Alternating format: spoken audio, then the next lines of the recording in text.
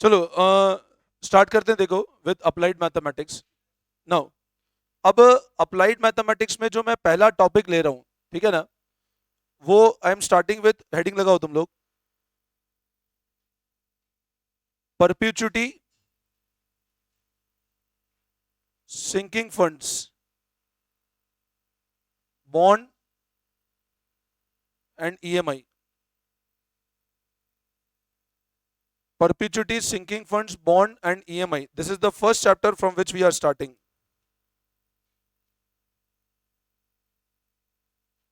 Perpetuity, bond, sinking fund, and EMI.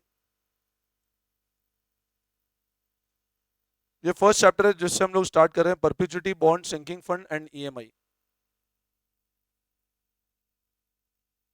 ठीक है। अब ये जो टॉपिक है, हम लोग अगर बात करते हैं perpetuity, sinking fund, bond and EMI, ये as it is topic CA foundation के अंदर एक चैप्टर है, टाइम वैल्यू ऑफ मनी, उसके अंदर कवर्ड है। मतलब आप जब अपन एक टॉपिक पढ़ेंगे time value of money, that is the same chapter जो हम लोग यहाँ पढ़ने वाले हैं, ठीक है ना। Now, what is meaning of word perpetuity? What is meaning of sinking fund, bond और EMI? इन चारों टर्म का क्या मतलब है, वन बाय वन समझो। देखो तुम, जैसे मैं आपके सामने दो टर्म बोलता हूँ। एक तो टर्म मैं बोलता हूँ, मान लो आपके सामने कंपाउंड इंटरेस्ट, और एक मैं आपके सामने बोलता हूँ वर्ड सिंपल इंटरेस्ट। अब अज्यूम करो, टुडे ₹1 को जब मेरे को कन्वर्ट करना है फ्यूचर के अंदर, तो वो जो वैल्यू होती है उसको हम लोग क्या बोलते हैं,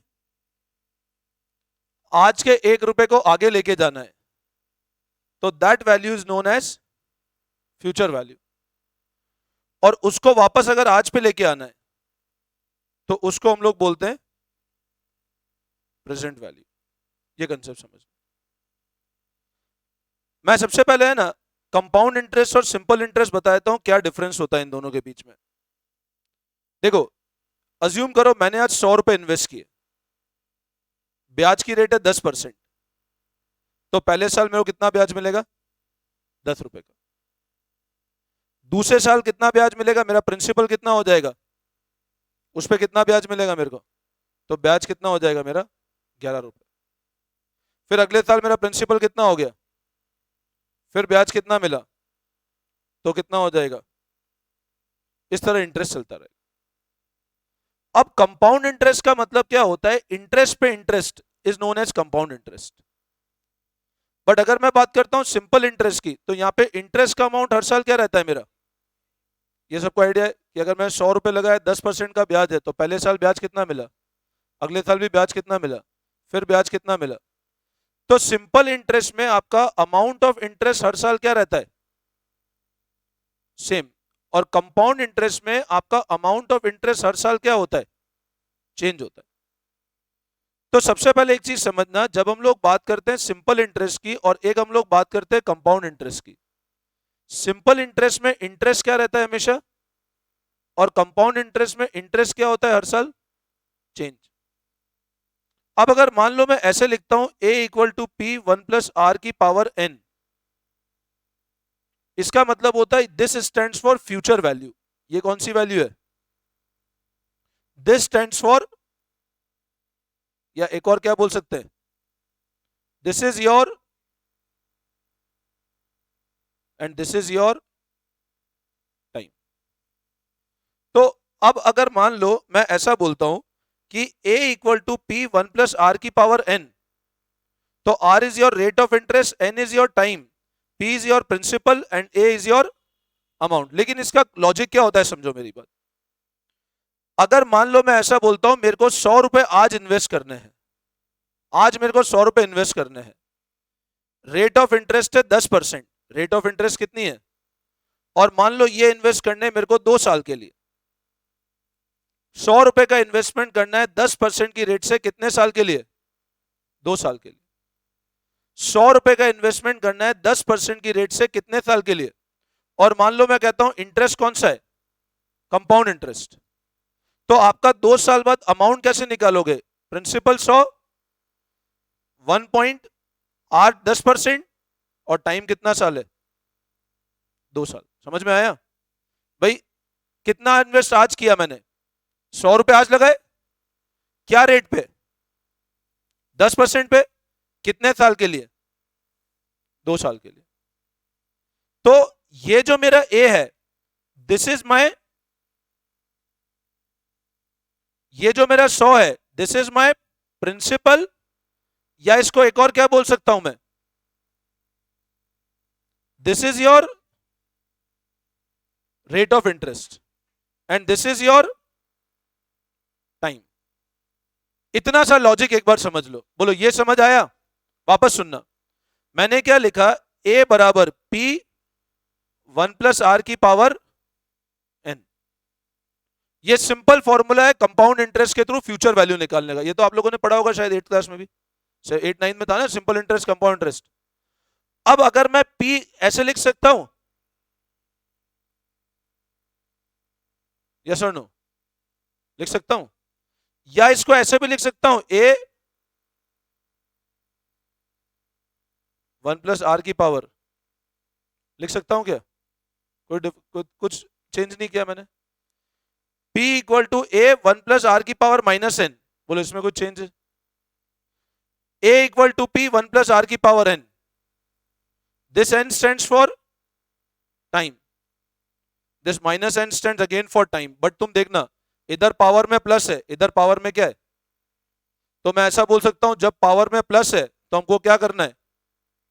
कंपाउंडिंग। और जब पावर माइनस है हमको क्या करना है? यहां पर एक और वर्ड क्या बोलता हूं मैं? डिस्काउंटिंग। अब आपको ये लगेगा सर डिस्काउंटिंग क्या वर्ड है, वापस बताओ। अब मैं आपको है ना इसको लॉजिक से समझाता हूं, सुनना मेरी बात ध्यान से। मैं आपको है ना ऐसा बोलता हूं, इसको अपन इस तरह समझने की कोशिश करते हैं। अज्यूम करो मेरे को एक मशीन परचेज करनी है, सुनना ध्यान से, मेरे को एक मशीन परचेज करनी है। उस मशीन की लाइफ है 10 साल की। मशीन की लाइफ कितनी है? और मेरे को 2020-21 8 डिसीजन लेना है कि ये मशीन परचेज करूं नहीं करूं।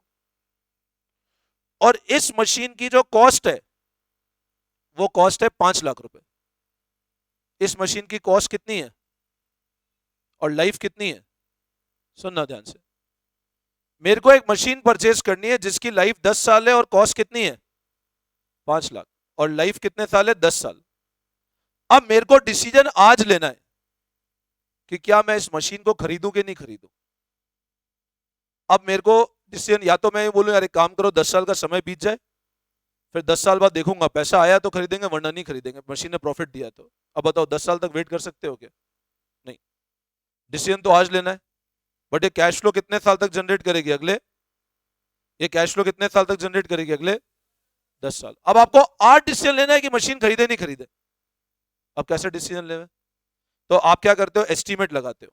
सुनना ध्यान से, हम क्या करते हैं? हम क्या लगाते हैं? एस्टीमेट। एस्टीमेट मतलब मैं आज ये एस्टीमेट करता हूं कि अगले 10 साल तक ये मशीन मेरे को कितना पैसा जनरेट करेगी। मेरी बात फिर सुनो, मैंने क्या किया? मैंने एस्टीमेशन लगाया आज कि अगले 10 साल तक ये मशीन मेरे को कितना पैसा जनरेट करेगी। अब मान लो मैं एस्टीमेशन लगाता हूं, पहले साल मेरे को 2 लाख जनरेट करेगी, दूसरे साल मान लो 3 लाख जनरेट करेगी, चौथे साल 5 लाख जनरेट करेगी, पांचवें साल 6 लाख, ऐसे हर साल का मैंने प्रॉफिट निकाल लिया। छठे साल मान लो 7 लाख जनरेट करेगी। यह मैंने क्या किया? एस्टीमेशन लगा लिया कि इस मशीन में अगर मैं पैसा डालता हूं तो अगले 5 साल या 6 साल तक ये मेरे को कैश फ्लो जनरेट करेगी। लेकिन मेरे को डिसीजन ये आएगा 2022 में, या आएगा 23 में, या आएगा 24 में, आएगा 25 में, आएगा 2026 में। बट डिसीजन कब लेना है मेरे को? आज। अब क्या करें बताओ? या तो अपन वेट करें कि यार देखो 6-7 साल बीत जाए, फिर देखेंगे पैसा बचेगा तो करेंगे वरना नहीं करेंगे। तो पैसा तो आज मांगेगा सामने वाला। तो मैं क्या करता हूं? मैं यहां पर टेक्निक यूज करता हूं, उस टेक्निक को हम लोग बोलते हैं प्रेजेंट वैल्यू। उस टेक्निक को हम लोग क्या बोलते हैं? अब मैं क्या करता हूं, मेरे को एक बात बताओ, 0 ईयर के अंदर मतलब आज कितना पैसा डालना है मेरे को? और अगर आज मेरे को 5 लाख डालना है तो वो 5 लाख डिपेंडेंट है अगले 6 साल के ऊपर। आज मेरे को कितने रुपए इन्वेस्ट करने हैं?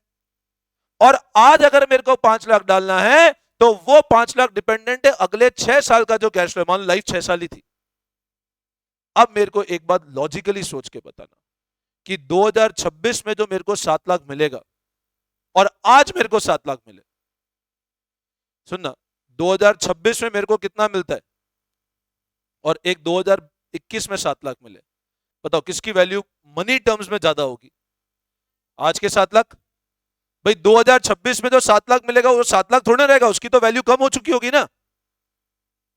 आज का 1 रुपया और 10 साल बाद 1 रुपया, तो आज के 1 रुपए की वैल्यू 10 साल बाद तो 1 रुपए की वैल्यू घट जाएगी। तो यहां पे जो कंसेप्ट चलता है उस कंसेप्ट को हम लोग क्या बोलते हैं? उस कंसेप्ट को हम लोग बोलते हैं डिस्काउंटिंग। हम क्या करते हैं, जो भी मेरी फ्यूचर वैल्यू है ये वाली, इन सबको खींच करके लाते हैं कौन सी वैल्यू पे? प्रेजेंट पे लेकर आते हैं कि 6 साल बाद अगर मेरे को इतना पैसा मिलेगा तो उसकी प्रेजेंट वैल्यू टर्म में क्या वैल्यू है। तो जो भी मेरी फ्यूचर वैल्यू उसको खींच करके लाता हूं मैं प्रेजेंट पे, और फिर कंपेयर करता हूं कि 5 लाख रुपए अगर मैं आज लगाऊंगा तो क्या मेरे को जाना चाहिए, नहीं जाना चाहिए। तो अब तुम एक चीज समझना, देखो आप इस चैप्टर का एक बेसिक बेस समझो, बेस समझोगे तो चीजें बहुत आराम समझ में आ जाएगी। प्रेजेंट वैल्यू कंसेप्ट का मतलब क्या होता है? जैसे मैं आपसे एक क्वेश्चन पूछता हूं, आजकल सीएस के लिए एक बहुत अच्छा फील्ड डेवलप हो रहा है, दैट इज प्रोजेक्ट फाइनेंस। ये एक बहुत बड़ा और बहुत अच्छा फील्ड है प्रोजेक्ट फाइनेंस। तुमने सुना है नाम कोई प्रोजेक्ट फाइनेंस? क्या होता है प्रोजेक्ट फाइनेंस का मतलब? अज्यूम करो आप एक बैंक के अंदर, लेट से ऐसा समझो आप एक बैंक के मैनेजर हो और तुम्हारे पास एक बंदा आता है, वो कहता है यार मेरे को 25 करोड़ का लोन चाहिए। कितने का लोन चाहिए? अब तुम पहले पूछोगे भैया 25 करोड़ का लोन चाहिए, क्यों चाहिए? तो 25 करोड़ का लोन क्यों चाहिए? तो आप बोलोगे यार मेरे को क्या करना है, एक होटल स्टार्ट करनी है। मेरे को क्या करना है? मेरे को एक होटल स्टार्ट करनी है। अब 25 करोड़ का लोन चाहिए और बोलता है मेरे को एक होटल स्टार्ट करनी है। अब या तो तुम बोलो नहीं यार भाई इतना बड़ा लोन तो मैं नहीं दे सकता हूं, मेरी औकात के बाहर है इतना बड़ा लोन तो देना। तो जीवन में तुम प्रमोशन मिलेगा ही नहीं तुमको। एक बैंक का मेजर काम क्या होता है बताओ? एक बैंक का सबसे बड़ा कमाई का सोर्स क्या होता है? भाई आज इतना बड़ा कस्टमर आया 25 करोड़ का, उसको तुम बोलो नहीं यार भाई इतना बड़ा डर लगता है मेरे को, तो मेरे को बोलो सीए करना है, मैं बोलो नहीं मेरे को डर लगता है सीए पढ़ाने में। तो डर लगता है तो मैं फिर ग्रोथ ही नहीं कर पाऊंगा। तो 25 करोड़ का आदमी आया, 25 करोड़ पे अगर बैंक ब्याज 6% भी लेगा तो मोटा मोटा साल का 1 करोड़ 20 लाख का तो ब्याज बन जाएगा उसका। तो 1 करोड़ मतलब इतनी बड़ी कमाई बैंक छोड़ सकता है क्या? मतलब अच्छा कस्टमर है। तो अब आप बताओ, उस आदमी को लोन दोगे, वो कहता है मेरे को क्या कंस्ट्रक्शन करना है, तो अब तुम उसको लोन दोगे तो क्या पूछोगे उससे लोन देने के लिए? बोला सिक्योरिटी तो नहीं है मेरे पास। सिक्योरिटी होती तो 25 करोड़ तुम्हारे, 25 करोड़ जमीन होती तुम्हारे पास, क्यों आता लोन लेने? चलो सिक्योरिटी छोड़ो, और उसने कहा सिक्योरिटी भी है, चलो लेकिन सिक्योरिटी 5 करोड़ की है, अब बोलो नहीं दोगे? तो जीवन में कोई काम ही नहीं हो, बड़े बड़े डैम्स प्रोजेक्ट्स कैसे बने? तुम बड़े बड़े ब्रिजेस देखते हो। नहीं नहीं, वो तो आप बिल्कुल छोटे लोन्स की बात, जैसे आज मेरे को बताओ फ्लाईओवर बन रहा है अपने अभी दुर्गा नर्सरी पे, क्या हुआ?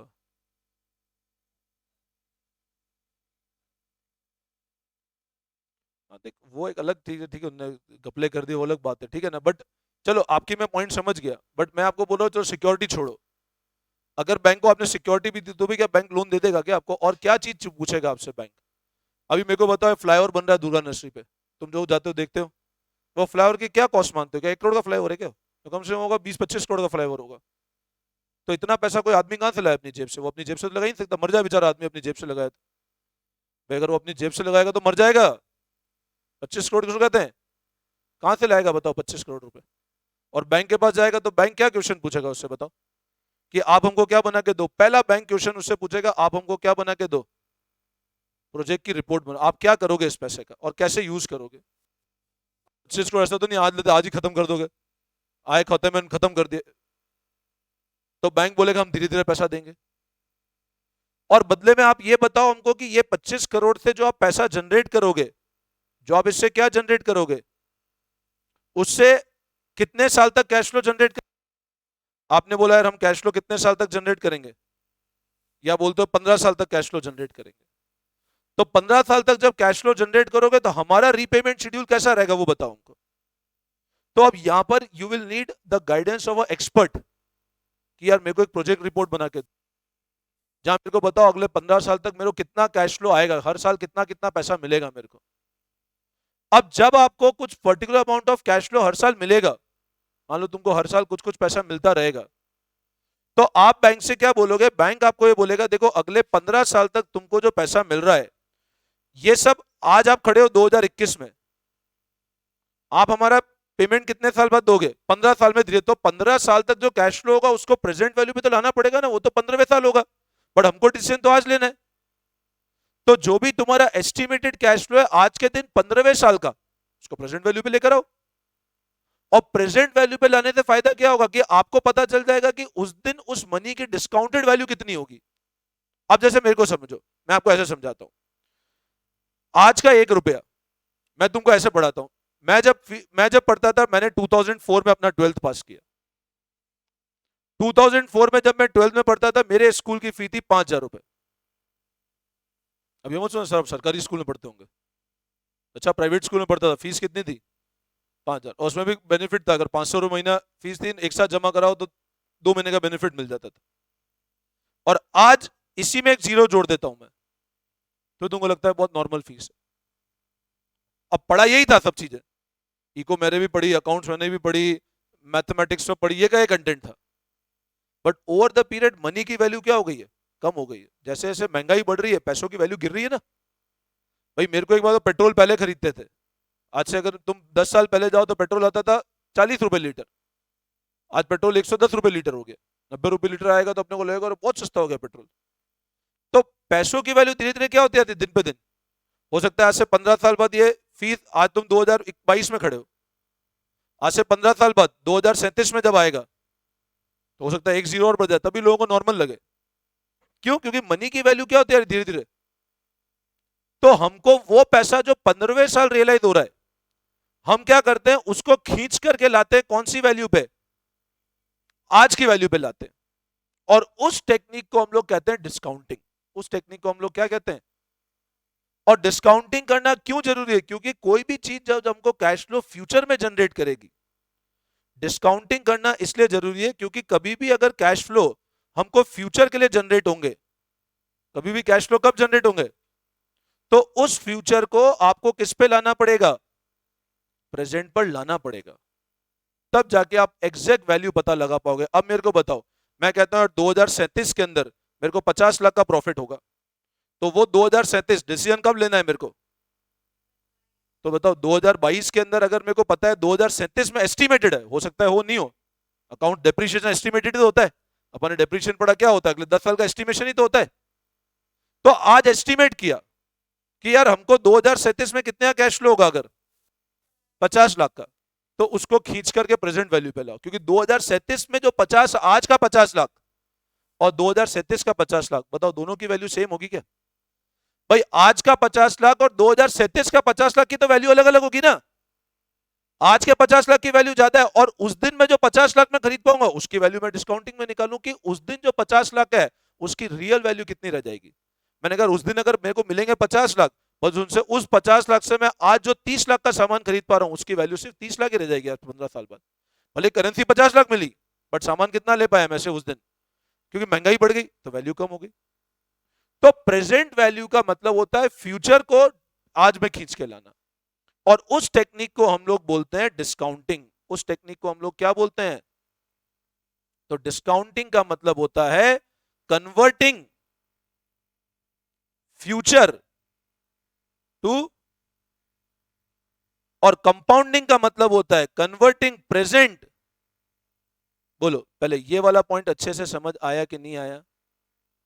डिस्काउंटिंग का मतलब होता है कन्वर्टिंग फ्यूचर टू प्रेजेंट, और कंपाउंडिंग का मतलब होता है कन्वर्टिंग प्रेजेंट टू फ्यूचर। बोलो इसमें कोई डाउट? वापस समझाऊं? क्लियर है? डिस्काउंटिंग का कंसेप्ट समझ आया? अब यहां पे एक वर्ड आता है जिसको हम लोग क्या बोलते हैं, अब मेरी बात समझना। मैं आपसे एक क्वेश्चन लिखता हूं, सुनना मेरी बात ध्यान से। मैंने कहा analyse whether machine should be purchased और नॉट। ये बताओ मशीन खरीदना चाहिए या नहीं खरीदना चाहिए। अब मैंने ऐसा बोला cost of machine 10 lakhs, life 5 year, annual cash flow, इधर 5 लाख का कैश फ्लो है, इधर 2 लाख का कैश फ्लो है, इधर 4 लाख का कैश फ्लो है, इधर अगेन 7 लाख का कैश फ्लो है, और इधर 2 लाख का कैश फ्लो है। ये अलग अलग साल के कैश फ्लोज है। अब मेरे को, मैं आपसे पूछ रहा हूं, ये बताओ मशीन खरीदें कि, अब बताओ ये सब कैश फ्लो 2 लाख, 7 लाख, 4 लाख, 2 लाख, 5 लाख, ये आज के कैश फ्लो है कि फ्यूचर कैश फ्लो है? तो इसको किस पे कन्वर्ट करना पड़ेगा मेरे को? प्रेजेंट पे। और प्रेजेंट वैल्यू पे कन्वर्ट करने के लिए कौन सी टेक्निक लगेगी? डिस्काउंटिंग। अब डिस्काउंटिंग कैसे करना है? मान लो मेरे को रेट ऑफ इंटरेस्ट गिवन है 10%। रेट कितनी गिवन है? अब मैंने अभी बताया डिस्काउंटिंग करने का तरीका ए इक्वल टू पी 1 + r की पावर। तो पी कितना हो जाएगा? ए अपॉन, और ए इंटू, ये कैश फ्लो मतलब जितना पैसा आएगा मेरे पास में, जितना हर साल कैश आएगा, मतलब आप इतना समझ लो। ठीक है। अब मैं क्या बोलता हूं, मैं इन सब कैश फ्लो को किस पे कन्वर्ट करना चाहता हूं? प्रेजेंट वैल्यू पे। किस पे कन्वर्ट करना है? अब प्रेजेंट वैल्यू पे कन्वर्ट करूं कैसे? तो मैं टेक्निक लगाता हूं डिस्काउंटिंग की। अब ए किसके बराबर है? P 1 + r। तो पी क्या हो गया? ए अपॉन 1 + r की पावर n। ये 1 साल बाद फ्यूचर वैल्यू, ये 2 साल बाद फ्यूचर वैल्यू, ये 3 साल बाद फ्यूचर वैल्यू, ये 4 साल बाद फ्यूचर वैल्यू, और ये 5 साल बाद फ्यूचर वैल्यू। तो अब मैं कैसे कन्वर्ट करता हूं, ध्यान से सुनना। मैं बोलता हूं 5 लाख अपॉन, पहले साल 10% है तो 1.1। समझना ध्यान से, मैंने क्या लिखा? 5 लाख अपॉन, ऐसे ही करो, देखो तुम्हारे सामने लिखा है ना, ए अपॉन 1 + r की पावर n। पहले साल 1 है, दूसरे साल बताओ क्या है? 2 लाख। तो 2 लाख, बोलो समझ आता है? अब अगर ऐसे करूंगा तो ये किस पे कन्वर्ट हो गया बताओ? ये करते ही बताओ किस पे कन्वर्ट हो गया ये? मतलब आपने इसको 0 पे कन्वर्ट कर दिया। ये पहला साल था, आपने किस पे कन्वर्ट कर दिया इसको? 0 पे। तीसरे साल 4 लाख, मैंने रेट मान ली 10%, 10% से महंगाई बढ़ रही मान लो। तो अब बताओ ये किस पे कन्वर्ट हो गया? ऐसे करके ये किस पे कन्वर्ट हो गया? समझ आया? फिर 7 लाख अपॉन, किस पे कन्वर्ट हो गया? फिर 2 लाख, किस पे कन्वर्ट हो गया? तो जब मैं सबको मल्टीप्लाई किया, ये करते ही ये 0 पे कन्वर्ट हो गया, ये करते ही ये किस पे कन्वर्ट हो गया, ये करते ही ये किस पे कन्वर्ट हो गया, ये करते ही ये किस पे कन्वर्ट हो गया, और ये भी किस पे कन्वर्ट हो गया। तो ये जो होता है ना, ये सब को सम अप करूंगा तो ये कहलाएगा प्रेजेंट वैल्यू ऑफ,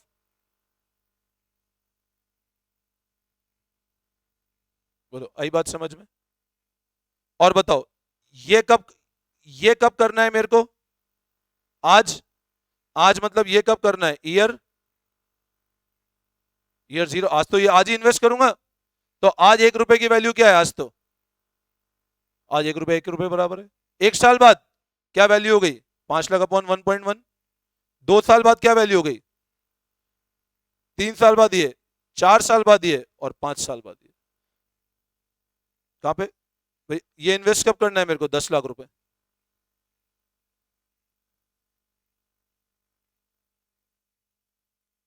तो डिस्काउंटिंग करूंगा तो डिस्काउंटिंग करते ही तो पैसा आज पे आ जाएगा ना भाई। मेरे को एक बात बताओ, मैं लिखा ए इक्वल टू पी 1 + r की पावर n। आज 5,000 रुपए इन्वेस्ट किया 10% की रेट से 1 साल के लिए। 1 साल बाद कितना बना? 5500। अब उल्टा पकड़ो, 1 साल बाद कितना चाहिए? तो आज कितना इन्वेस्ट करूं? 5,000। तो कैसे निकालूंगा? 5500 नहीं आया समझ में? तो 5500 अपॉन 1.1 किया, कितना आया? तो जैसे ये डिवाइड किया, ये ईयर जीरो पे आ गया ना, डिवाइड करते ही जीरो पे आ गया ना भाई। आप जैसे जैसे डिस्काउंटिंग, जब भी डिस्काउंटिंग करोगे तो आप खींच करके आज पे ले आए, और जब भी कंपाउंडिंग करोगे तो आज को तुम कब ले गए? फ्यूचर में ले गए। डिस्काउंटिंग का कंसेप्ट समझा रहा हूं सिर्फ मैंने अभी चैप्टर चालू भी नहीं किया। डिस्काउंटिंग का मतलब होता है कि फ्यूचर को पकड़ करके कहां पे ले आना, ये होता है डिस्काउंटिंग का कंसेप्ट। सिंपल, आई बात समझ में? बोलो यहां तक कोई दिक्कत? वापस समझाऊं? अब मैं आपसे ना ऐसा पूछता हूं, सुनना मेरी बात ध्यान से। एक लिफाफा है, शादी में जाना, एक लिफाफा है ये लिफाफे पे 5 रुपए का सिक्का लगा हुआ है। ये लिफाफे कितना सिक्का लगा हुआ है? 5। तुम लिफाफा खरीदने दुकान पे गए, तुमने कहा भैया हमको शादी में जाना, एक लिफाफा दो। उस लिफाफे पे कितने का सिक्का लगा हुआ था? 5। तो कितने का है? तो उसने कहा भैया 7 रुपए का लिफाफा है। अब तुम तो आधे बच्चे होशियार है बार्गेनिंग में, बोले नहीं कम करो यार। तो बोला वाह ठीक है, काम करो 6 रुपए दे दो। बोल नहीं भैया और कम करो यार। तो ना ठीक है फाइनल, तुम्हारा मेरा 5.5 रुपए दे देना। तो नहीं भैया फाइनल देखो ना, आपकी ना मेरी 3 रुपए में दे दो मेरे को। अब मेरे को एक बात, जब तुमने बोला कि 3 रुपए में दे दो, तो 3 रुपए में देगा क्या? क्यों नहीं देगा? सिक्का तो 5 रुपए का है। बोले भैया सिक्का 5 रुपए लगा हुआ है, तुम लोग हैं, तुमको डायरेक्टली कितने रुपए मिल रहे हैं इसके? 5 तो तुमको ही मिल रहे हैं। बोले किस बात का दूं मैं? तो भगा देगा, भगो यहाँ से, टाइम पास करने आते पता नहीं कहां से। अब मेरे को एक बात बताओ, तुम ध्यान से सुनना, इस लिफाफे का वैल्यू कितना था बताओ? और अगर तुम इसके लिए 7 रुपए देते हो तो तुमने कितने रुपए ज्यादा दे दिए? सिंपल, आई बात समझ में? उसी तरह जो मशीन जिसके लिए तुम कितना इन्वेस्ट करने को तैयार थे? 5 लाख रुपए। वो मशीन अगले 5 सालों में, पहले साल तुमको 2 लाख दे रही है, दूसरे साल तुमको 3 लाख देती है, चौथे साल तुमको फिर से 2 लाख दे रही है। ये पहला साल, ये दूसरा, ये तीसरा। फिर चौथे साल मान लो तुमको 1 लाख देती है, और पांचवें साल मान लो तुमको 4 लाख देती है। तो बताओ मेरे को, इसका मतलब ये हुआ सर कि अगर आज हम उस मशीन के लिए कितने रुपए लगाने को तैयार हैं, तो हमको मशीन ये पैसा जनरेट करेगी। मतलब ये बात हुई सर, ये 5 लाख रुपए लगा करके हमको एक ऐसा लिफाफा मिलेगा जिसके अंदर ये सारे कैश फ्लो जुड़े हुए हैं। तो ये तो तुमको मशीन वापस दे ही रही है ना, ये सब तो मशीन दे रही है। अगर तुम आज मान लो, लिफाफे वाला एग्जांपल समझ आया? बिल्कुल इजी, वही तो समझा रहा हूं। अगर 5 लाख रुपए आज लगाते हैं तो सर हमको एक ऐसा लिफाफा मिलेगा जिसके अंदर ये सारी चीजें इंक्लूडेड है। मतलब ये सब हमको आज मिलने वाला, उस लिफाफे के अंदर ये सब सिक्के लगे हुए हैं। तो मेरे लिए बताओ उस मशीन का वैल्यू कितना हुआ? मेरे को बताओ, मेरे लिए लिफाफे का वैल्यू कितना हुआ? 5 रुपए तो मिलेंगे मेरे को, मरे से मरे केस में भी। भाई फाड़ के फेंक दूंगा तब भी 5 रुपए तो मिल ही रहे ना। तो मेरे लिए लिफाफे का वैल्यू कितना हुआ? उसी तरह मेरे को बताओ, अच्छा मैं अगर 7 रुपए देता हूं तो 2 रुपए मैंने ज्यादा दिए, मेरे को लॉस है। लॉस मतलब मशीन का कोई सामने पैसा कमाएगा। और अगर मान लो 5 मिलते हैं और मैं 3 रुपए दिए, तो मेरे को 2 रुपए क्या बोलोगे सर? प्रॉफिट है। तो मैं आपसे वही चीज समझाने की कोशिश कर रहा हूं कि बच्चों मैंने आज इस मशीन के कितने रुपए लगाए, और मेरे को इस मशीन से ये सब चीजें मिलेगी। तो मतलब ये वो लिफाफा है जिसके अंदर ये सारी चीजें इंक्लूडेड है। ये वो लिफाफा है जिसके अंदर 2 लाख, 3 लाख, 2 लाख, 1 लाख, 4 लाख, ये सब चीजें इंक्लूडेड है। और अगर मैं इनको खींच करके प्रेजेंट वैल्यू पे ले आया, अगर मैं इसको खींच करके कहां ले आया? प्रेजेंट वैल्यू पे, तो सर ये वो एनवलप बन जाएगा जिसको मैं किससे कंपेयर कर सकता हूं? और प्रेजेंट वैल्यू को टोटल करके मान लो वैल्यू आई 7 लाख रुपए। भाई क्योंकि 5 लाख रुपए तो आज दे रहा हूं ना मैं, और ये 5 साल। भाई मेरे को एक बात बताओ, 4 लाख रुपए मेरे को 5 साल बाद मिलेंगे और आज 5 लाख, तो कंपेरेबल नहीं है ना। आज के 4 लाख और 5 साल बाद के 4 लाख, दोनों की वैल्यू अलग अलग है ना, तो मेरे को उस 4 लाख को खींच करके आज तो लाना ही पड़ेगा ना। Getting my point? भाई मेरे को फ्यूचर के 4 लाख को खींच करके आज पे लाना पड़ेगा ना। तो जब मैं फ्यूचर के 4 लाख को खींच करके आज पे लेकर आता हूं तो वो बन जाता है प्रेजेंट वैल्यू। वो क्या बन जाता है? और जब वो प्रेजेंट वैल्यू बनता है तो मतलब ये वो एनवलप बन जाता है जिसके अंदर ये सारे सिक्के चिपके हुए हैं। वो एनवलप बन जाता है जिसके अंदर ये सारे सिक्के क्या हैं? चिपके हुए हैं। और इसको मैं कंपेयर किससे करता हूं? 5 लाख से। फिर मेरे को पता चलता है फायदा है कि नुकसान है। आई बात समझ में? तो अब मेरे को एक बात बताओ, what is meaning of word present value? Present value का मतलब होता है, सुनना ध्यान से, what is meaning of word present value? Present value का मतलब होता है फ्यूचर के मनी को किस पे कन्वर्ट करना। और ये टेक्निक को हम लोग क्या बोलते हैं? तो मेरे हिसाब से अब अगर मैं ऐसा बोलूं कि मशीन का वैल्यू कितना है, तो मैं ऐसा बोल सकता हूं value of machine equal to present value of, बोलो ऐसा बोल सकता हूं, मशीन का वैल्यू कितना है? प्रेजेंट वैल्यू ऑफ ऑल, बोल सकता हूं ऐसा। और अगर मान लो मैं आपके सामने एक और वर्ड बोलूं, मतलब कैसे?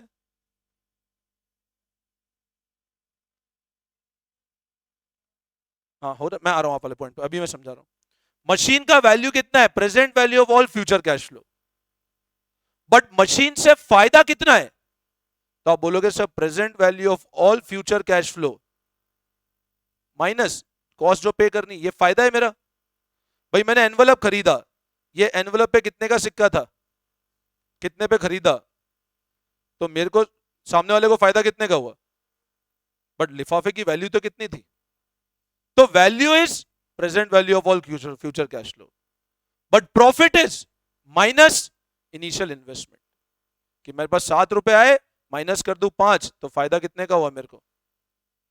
बोलो आई बात समझ में? तो हमेशा ध्यान रखना, ये फर्स्ट फंडा होता है वैल्यूएशन का। जब भी हमको कोई एसेट की वैल्यू निकालनी हो तो it is the present value of all, ये ध्यान रखना। कोई भी एसेट का वैल्यू निकालना हो तो it is the present value of all future cash flow. ये सबसे बेसिक फंडा है। बट उस पर फायदा क्या होगा? Present value of future cash flow minus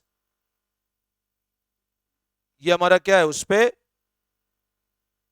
profit. बोलो समझ में आया? वापस समझाऊं? ये तो आपका डाउट क्लियर हुआ? क्लियर? तो मतलब जब मैं प्रेजेंट वैल्यू करूंगा तो मेरे को वो लिफाफा मिलेगा जिसमें सारे कैश फ्लो चिपके हुए हैं। और जब मैं इनिशियल इन्वेस्टमेंट घटा दूंगा तो मेरे को नेट फायदा आ जाएगा। मेरे को नेट कितना फायदा हुआ है। ये होता है basic concept of future discounting. समझ आया? ठीक है, अगर ये कंसेप्ट समझ आ गया तो नेक्स्ट क्लास में चैप्टर आधा खत्म हो जाएगा। मेन ये कंसेप्ट है इस चैप्टर का। अब नेक्स्ट क्लास में बहुत फटाफट चैप्टर हो जाएगा। और जब अगली क्लास में आओ तो ये ध्यान रखना, ये चैप्टर तुम्हारे फाउंडेशन लेवल पे भी है, और फाउंडेशन के अंदर you are allowed to take calculators.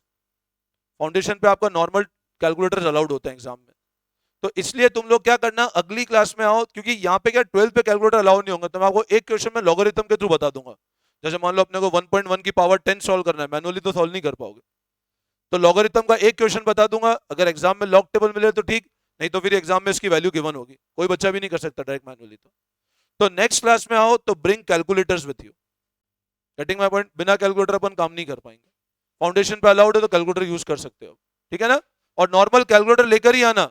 Mobile में नहीं होगी कैलकुलेशन, कैलकुलेटर्स के बिना कैलकुलेशन नहीं होगी, ठीक है? चलो, thank you all of you.